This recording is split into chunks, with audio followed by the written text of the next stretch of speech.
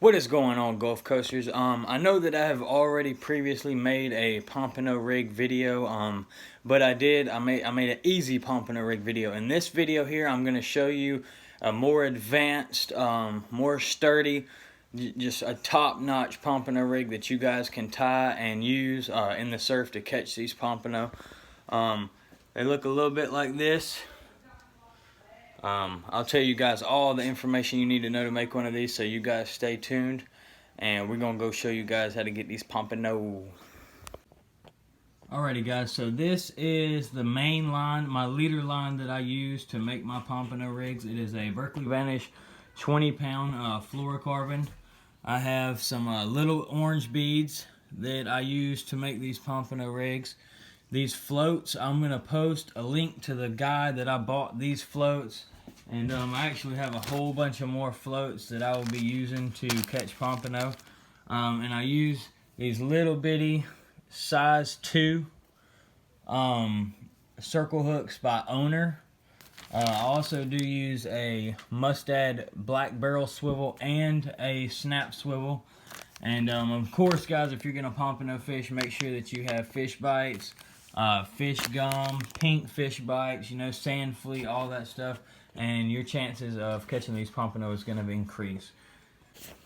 Alright, so the first thing you're going to need to do is you're going to need to get approximately 48 inches of this 20-pound fluorocarbon.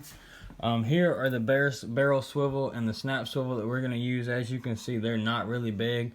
They're a size 5.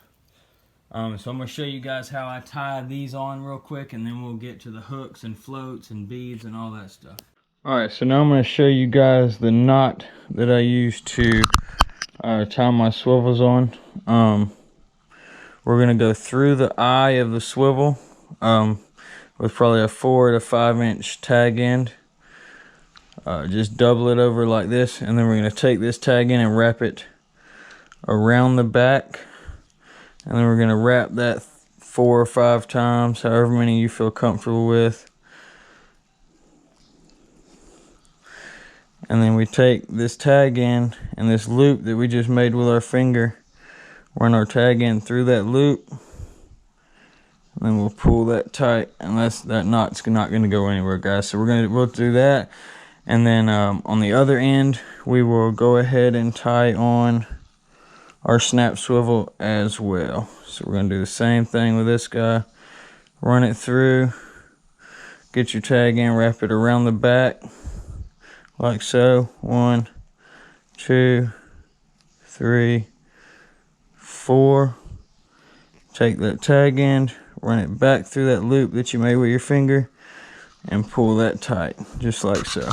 Alright, so now to add our hook, what we're going to do is I always come down and start at the bottom at the snap swivel, and I'll come up maybe 12 inches, double my line over just like so.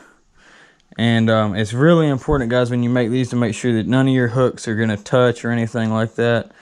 So I usually leave about an inch or 2 of clearance, and then we'll run up about a 1/2 inch like this.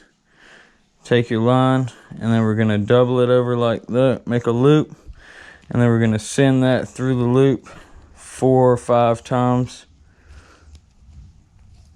and then we'll pull that tight.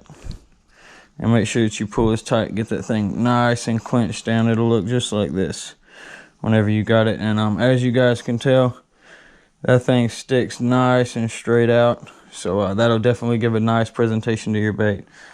So now that we've done that, we're going to come up once again and make our second hook spot. So we'll do the same thing. We'll make sure that this stays clear from our top swivel, and then we're going to go ahead and wrap that through the same exact way we did the last one, 4 or 5 times. Just like so. And then this here, nothing will be touching itself when you're reeling this in, because they'll both be going down like so. Hooks will be floating and all that stuff. So now we're going to go to the fun part, and that's going to be the beads and the floats. And man, that, like I said, there's so many combinations you can use. You just kind of pick what you want to, and then we'll get into putting the hook on. All right, so now that we have our little drops, we're gonna go ahead and pinch this real tight. Grab your float, and you can tell there's a flat spot in here. I just always run mine in just like so. Run that one on. Take your bead, and then we'll go ahead and pinch this again. Run that through there.